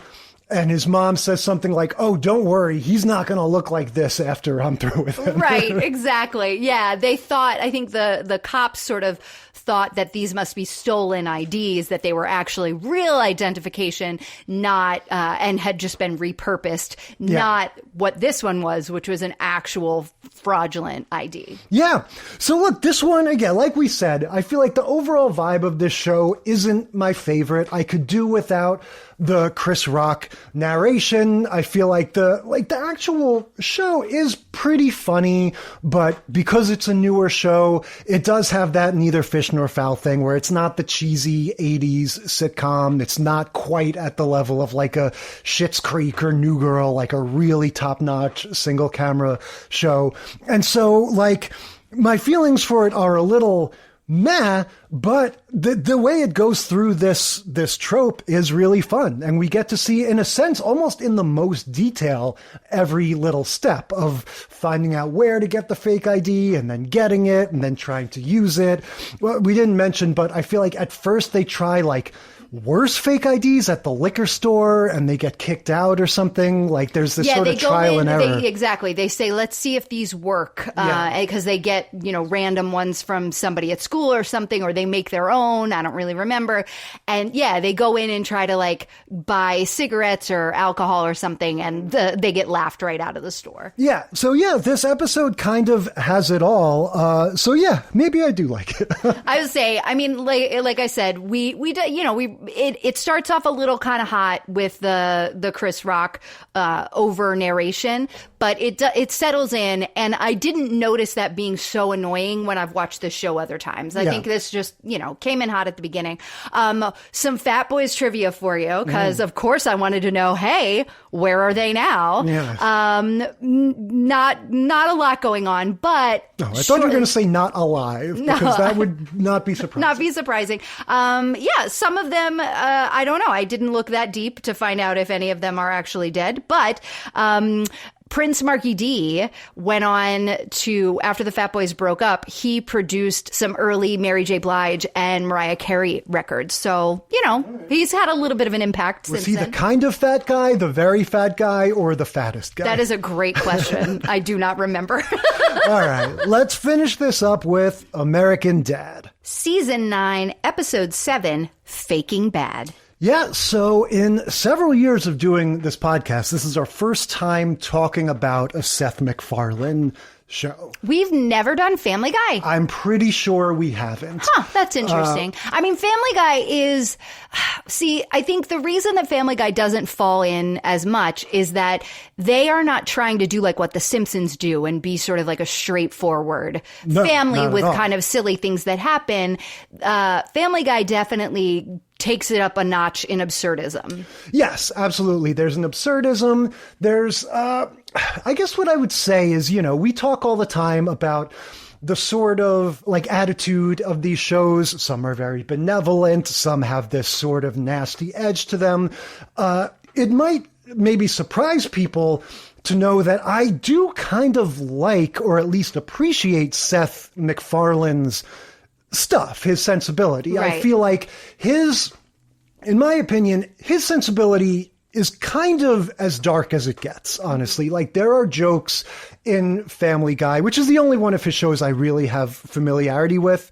I've seen a bunch of episodes of that over the years. I had never seen This American Dad. I think I saw maybe one episode of the Cleveland show, but there are jokes that are like really have a sort of nasty notion at their core, but it's like, but it is a notion. Like, that is the thing. It's like Seth MacFarlane and his writers and his whole sort of like oeuvre, it's not lazy or cynical, at least not in the cynical way of like, people love this stuff, so let's do more of that. You know, right. People love it when we say the wife is stupid, so let's say she's dumb. Like, he really has his own sense of humor, his own take on things. For example, the year he hosted the Oscars, he infamously did his "We Saw Your Boobs" song, right? Where he did a whole musical number citing all the specific times where, Anne Hathaway, we saw your boobs in the movie Havoc, and you know, you and you and you.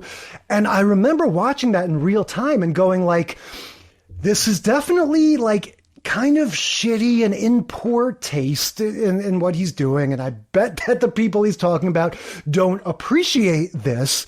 And indeed, they did not. Yeah. But well, because how many of those instances were coerced out of them and through Hollywood nonsense that he didn't attack in those moments? Yes. And so you could definitely argue, well, he's maybe sort of picking the wrong target or whatever. But nonetheless, you know, I've watched lots of Oscar ceremonies that I have forgotten all the little bits and gags and stuff. Sure. I remember that one very clearly. I remember my reaction to it of like, he's really talking about something. He's talking about the fact that these rich and famous celebrities, especially at that time, a lot of them are like 5% porn star, not because of they want to be, but because of the way that Hollywood works with these female actors, and that, you know, very sort of tasteless gag that he did. Like, again, I don't necessarily agree with it. That's not what I would have done if I hosted the Oscars, but there was a real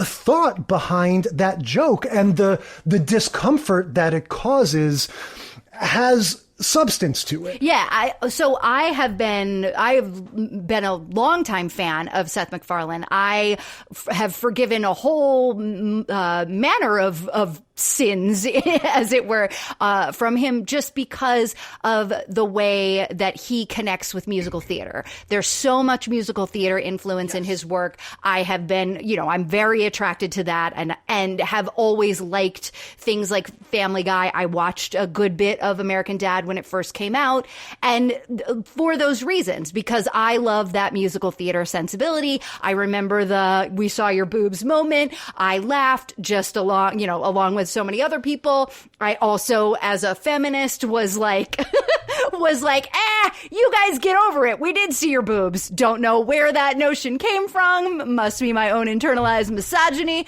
But definitely was like, you know, it's funny. It's funny. Whatever. He can punch up. It's okay. They make millions, you know, whatever.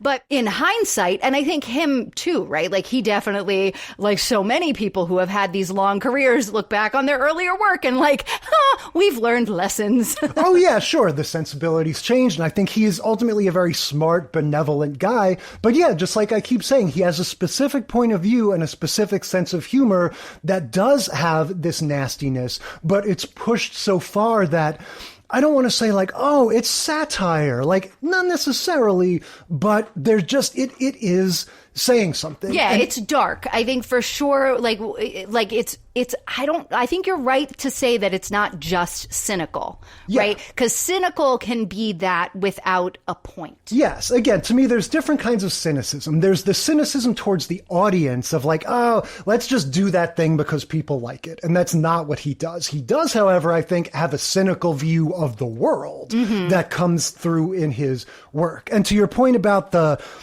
musical theater thing, I think in general, he has this thing that we see, the example of this in this episode is like the full 6-minute "Tonight We Are Young" musical scene. Right. Where he'll go like, oh, wouldn't it be funny if we just did the entire, you know, Gilbert and Sullivan show or whatever in this episode? And he'll just like, it's like the audacity of doing it and just pushing it. Even there's not necessarily jokes. It's just like, can you believe that we're doing that entire musical number? Yes, which I believe they've done. Yeah.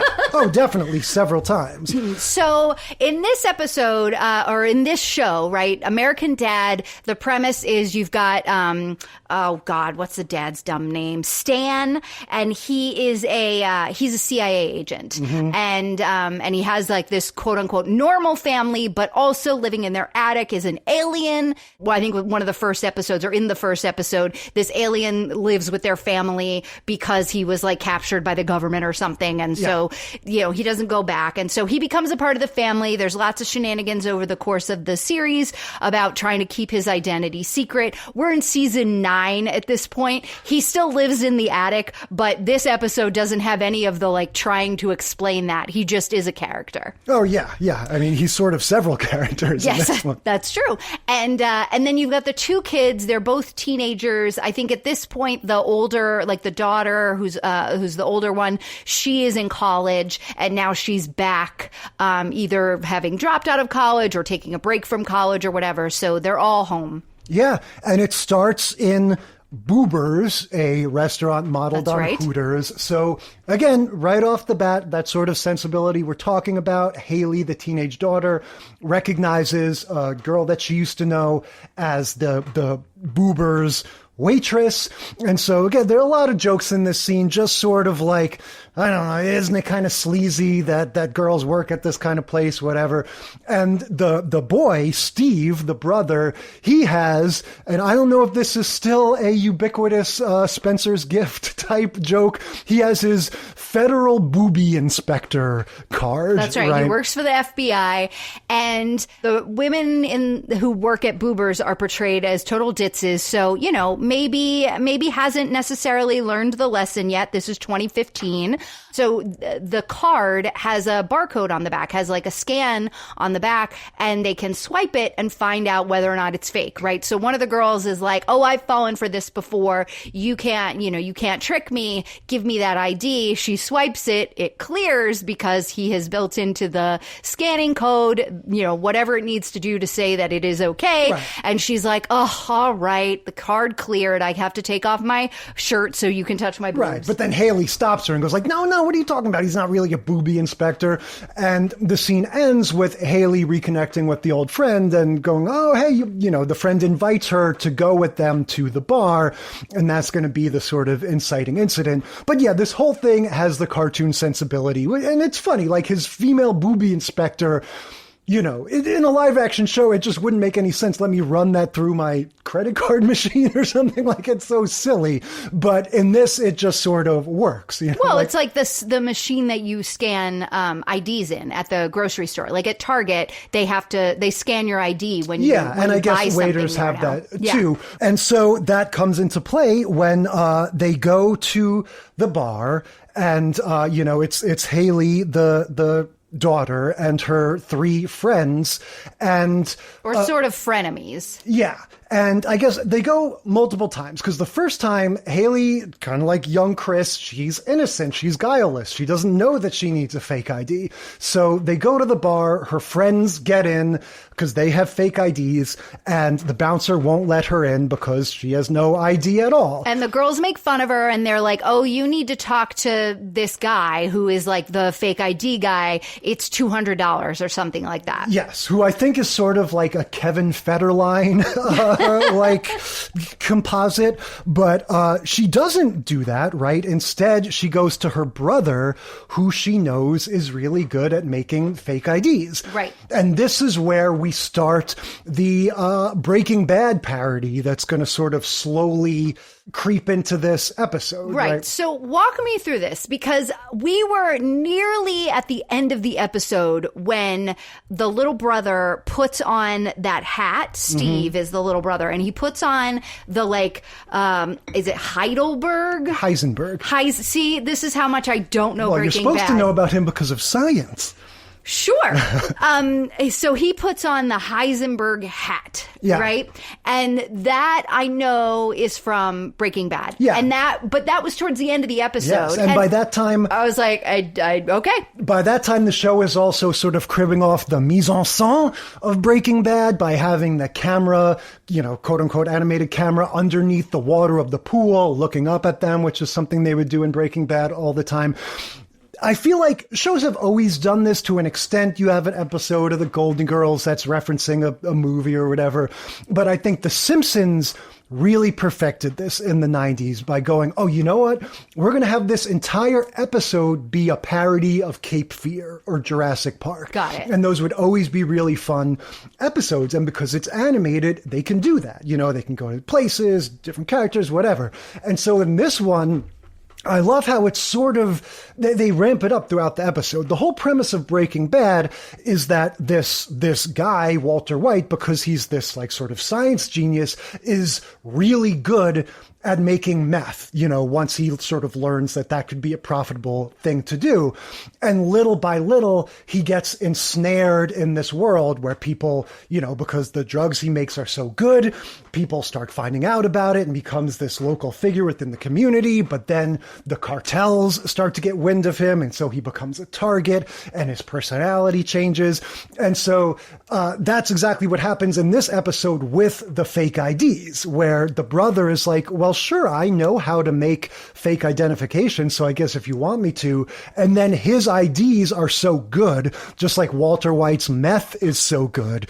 When the bouncers and the bars update their technology, so now you have to scan the IDs and none of the old ones work. Only the sister's ID, which is made by this brother, that's the only one that can fool the scanner. Just like in Breaking Bad, all the cartels get busted or whatever, and little by little, Walter White's meth operation becomes the dominant one in the city. That's exactly what happens with the brother's fake ID, right? The second time they go to the bar, the sister's is the only one that works.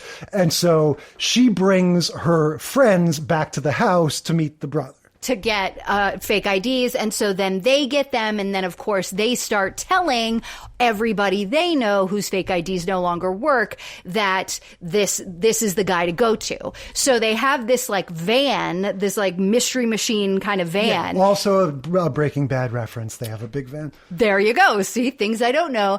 And they park outside the bar. So when someone gets, when someone's ID gets turned away, you've got Haley, the sister there, being like, hey, you know, did your ID not work? Go over here. And they go over to the van, and there's usually a line around the block for like lined up at this van. And one of the things I thought was really funny in this was that they had the inside of the van, the sliding van door, the big sliding door, painted as though it was the ID where they could just fill in the information. Yeah. They slide the door shut, and the window is where the person is standing on the outside of the van. They take the picture, and it all looks for real, which just cracked me. Obviously, it wouldn't look real, but it made me laugh. Yeah, it's like those things at a park or whatever where you stick your head into the hole and it looks like you're the muscle man or something. Yes. Yeah, they have the giant size ID on the inside of the door. And yeah, it's this montage where they're just showing like quick, you know, bim, bam, boom. They're making all these IDs. They just have the person walk up to the van, slide the door. Great, next. And yeah, they're getting more and more notorious and successful. And even Bart Simpson comes to get an ID, voiced by actual Nancy Cartwright. Yes. In a little crossover. Yep. These are all on Fox, so they're pulling all kinds of stunts like that to get people to watch. And eventually... The original ID guy shows up, and it turns out it's Roger. Yes, who Roger is the alien that lives in their attic. But he's dressed like Kevin Federline, right? Well, he's got that blonde hair and the hoodie that made me think he was more like the guy from Breaking Bad. Oh, Jesse, Aaron Paul? Yeah. Maybe. Yeah. To me, he just looked like an early 2000s scumbag to me. I mean, fair enough. But yes. Yeah, maybe it was that. But yeah, he comes and they have this sort of like, oh, get off my turf or whatever. They don't really resolve anything, right? It's just sort of like they are now enemies. Yeah, they're enemies, but they know who each other are, and they're like in the same family. So he, you know, Roger threatens them, and Steve's like, whatever. And then Roger falls out of the van, but it looks like he's thrown out of the van. And then all of a sudden Steve sticks his head out and he's like, are you okay? Well, I see you at home. Yeah. You know, it's like all like, we're not really actually mad at each other. We're going to threaten each other, but it's all in the family. Yeah. And then in yet another Breaking Bad parallel, the sort of third act of of this is that the dad, the CIA guy, Yes. goes on the hunt for whoever this mysterious ID maker is. Right. And this is where that Seth MacFarlane voice a little bit comes in that you were talking about, because the reason the CIA gets involved in the first place is that the dad's boss was out on a date with a 17-year-old whose ID scanned and was real. And he's like, how can I ever know? You know, if these IDs are real, I would be dating teenagers forever. How will I ever know? I won't be able to enjoy my life. And so that's the reason the government gets involved. So that way they are only actually going out on dates with not teenagers. Yes. His boss is Patrick Stewart, right? Is it real Patrick Stewart or like a fake Patrick Stewart? I think it's a fake Patrick Stewart. But yes, that very much is what they're going for. But so, yeah, we've got just like... It's real Patrick Stewart. I kind of figured, because Seth MacFarlane, he got like David Lynch to be the voice of the bartender. Yeah, Haley Joel Osment is in this playing the informant. Well, and remember, of course, the mayor of... in American Dad was Adam West as himself, yeah, right? That's so true. He likes to do that kind of stuff. But, and then Mae Whitman is also one of the like dumb girls. Yeah. So this is very funny to me. The dad is now on the trail of the ID maker, just like Walter White's brother-in-law, the DEA agent, is tracking him down unknowingly. And so there's a part where the dad's like, okay, let's get together our clues or whatever. And so he writes on this whiteboard like an acrostic, is that what you call it? Where he's like writing the letters. He's like, what do we know about this guy? He's smart, talented, energetic, very energetic. Right. And it spells out Steve. Yes. Steve. And he's staring at the thing going, we just don't have any leads. And what happens? There's a little bit of drama where Steve hears the sister making fun of him to her friends, right? That usual, sitcom thing. Oh, his feelings are hurt, whatever. It all culminates in this showdown, again, just like Breaking Bad, where the dad is coming to bust the son, but he doesn't know about it. And so the sister is calling the brother, but he's not answering his cell phone. This whole sort of like crossed wires thing. Because they realize that they're about to be busted. And so he fools his dad the first time. He acts like he's been kidnapped in the van and points him in the direction of Roger as the actual bad guy. Stages a kidnapping, frames Roger. This was also very funny, where they showed the scene of the dad finding his son in the van that is empty and going, what happened to you? How were you kidnapped? Why is it? And then the sister later asks Steve, how did dad not see all the equipment? How did you get rid of it? And he goes, oh, I just distracted him. And they show the same scene again, and the van is full of all their fake ID equipment. And Steve, it's all piled in a corner. It's just that Steve is making little hand motions like you would to a baby. Yes, he's doing he talks about it being a magician's misdirection, but all of the equipment isn't in place though. It is piled in a corner. Fair enough. In like a jumbled pile, but it was very obvious, like all right there. That was very funny too. Yeah, and he's just moving his hands around, and the dad is like, ooh. I'm only paying attention to you and not looking around in the rest of this van. Yeah, but ultimately, the sister gets busted, right? Because she ends up briefly in jail. Well, so things are going okay. And then Steve overhears Haley. She says to the girls that she is kind of frenemies with, but thinks they're cool and wants to hang out with them. She says, oh, he's just, talking about her brother, that he's just like a loser and I'm the brains behind the operation and all this other stuff. And Steve is like, well, F that. And he goes and joins forces with Roger. So he's like, I'm taking my talents to the competition. And that's when they start doing risky things because Roger isn't a good businessman the way Haley was when she was running that. And so that's how they end up kind of getting caught because he's taking more risks now that he's teamed up with Roger. And so Haley happens to be there, notices what's going on and is like, wait. That's not, whoever, what did they end up calling him? Steve's pseudonym was a play on Heisenberg. Okay. It was something along those lines. All right. I don't remember what that was either. Again, all of these things I just didn't get because I don't watch Breaking Bad. But anyway, Haley is like, no, he's not whoever. I'm the guy you're looking, like, I'm the one you're looking for. And that's how she gets arrested. She like jumps in to save her brother, basically. Gotcha. Yeah. And at this point, it's the end of the episode. It is into the full-on Breaking Bad mise-en-scène where it's got the brother looking into the pool and you're looking up at him from under the water and he's wearing the hat and everything. And the final beat, which I also thought was very funny, is the girl is in jail. The warden or guard or whatever comes and she says, your lawyer is here. And she's like, my lawyer? What do you mean? And she says, well, I don't know, but his official lawyer card checks out. Right. And that's how she knows it's her brother. Yeah. And so, yeah, it's like full circle back to the female booby inspector where it's like this guy can just make identifications for things that don't even really have identifications and it will just scan through any system. And that is how he gives her an ID that says basically she's already served her time. This is the date. Yeah, that she's been here for 3 years. Tell him to go scan it. And so he hands it to her when they're having the conversation as though he's the lawyer. And then she is like, all right, and leaves and goes and apparently gets right out of jail. Yeah, so very funny. Again, I like that this uses that absurdism that is lent, even without the aliens and talking babies and all the Seth MacFarlane stuff, just the animation medium, that you can just do these storylines that are just crazier and sillier and you can have these more audacious moments and it uses all that really well, while still being, at the end of the day, it's still about these teenagers. It's still a pretty simple, we started this, business and then we hurt each other's feelings or whatever.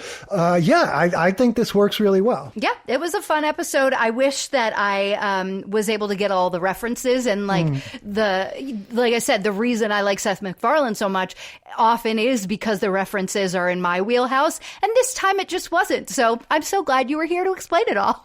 All right. What do we think? This was a pretty strong lineup, in my opinion. What are our favorites or our overall thoughts about fake IDs in sitcoms? So I think my favorite episode of all of these was Everybody Hates Chris. Interesting. Yeah. Explain. Well, there was something about the nostalgia factor for me with the Fat Boys. I definitely like that. This waiting outside in line for tickets and all of that. You got to talk to this guy, but that guy won't do it except for it actually is that guy, only they're speaking in code. Now you got to go over here. Like it all felt very much like something that would have happened to me as a kid if I tried to get a fake ID. Yeah. Yeah, this is one where even though I feel like they all have slightly different takes on it, or in the case of American Dad, very different, but I like the way they line up, specifically the waiting online outside the bar and the meeting with the interaction the interaction with the bouncer, the fact that they always have a bad fake ID first, and that it makes them realize they do have to pay a little bit more money or not do it themselves. Yeah, I like the Blossom one. The best part of that was, or at least one of the best parts, was David Arquette with his slick back hair what a surprise. In their kitchen, giving them the fake IDs, and then with Everybody Hates Chris, they have to go, all around town tracking down the clues and stuff. So yeah, all of that was really fun. I liked Blossom going, hey, how about those Mets or whatever? And then the way that they're all the way they all try to have a moment of showing how they are as old as their ID says they are. Yeah, but honestly, at the end of the day, I personally liked this American Dad one the best, just because it was. Again, we've never covered Seth MacFarlane, despite the fact that I do kind of like his shows. Like I said, that's not really an accident. I just don't necessarily want to talk about them. Yeah, but it's also, I feel like it's in, when we first started the podcast and you had mentioned a few Simpsons episodes, I pushed back a little bit on that because I was like, I don't know if these animated shows can really fall into this category. Yeah, we want to minimize. Yeah, and I've come around to that over the year, over that first year. I was like, no, I definitely see how The Simpsons fits. Yeah. But things like South Park and Family Guy even and American Dad, I think are a little more challenging. Yeah, and it is just, again, we spent the first, 20 minutes of this segment talking about it. There's something about Seth MacFarlane's whole deal that just is, it's like this can of worms that I kind of don't want to open. But nonetheless, we opened it. And, You're welcome. And this, I like, again, I happen to be doing my like third or fourth Breaking Bad rewatch right now. So it was just fresh in my mind. But yeah, I like the way they did that, just like the Cape Fear episode of The Simpsons. And it just had funny details, even the sort of like early 2000s nastiness of the booby inspectors and everything was kind of funny. So yeah, I appreciated this. Yeah, this is a good one. All right, so much for fake IDs. What are we talking about next week? Well, you need to get your stamina up because we're doing dance marathons. Oh dear. We're going to watch Happy Days Season 4, Episode 8, They Shoot Fonzies, Don't They? Golden Girls Season 3, Episode 2, One for the Money.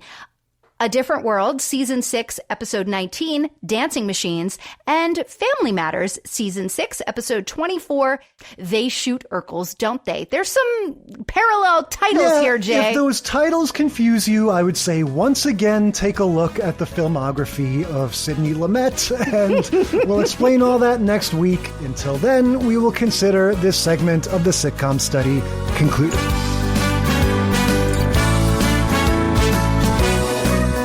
Thank you for listening to the Sitcom Study. Tell us what you think or share your own TV tropes and topic ideas by sending a self-addressed stamped email to sitcomstudypodcast@gmail.com or find us on Facebook or Instagram. And if you like the show, consider leaving a rating or review on your podcast app. It helps us boost those precious Nielsen ratings. The Sitcom Study is recorded in front of a live studio dog.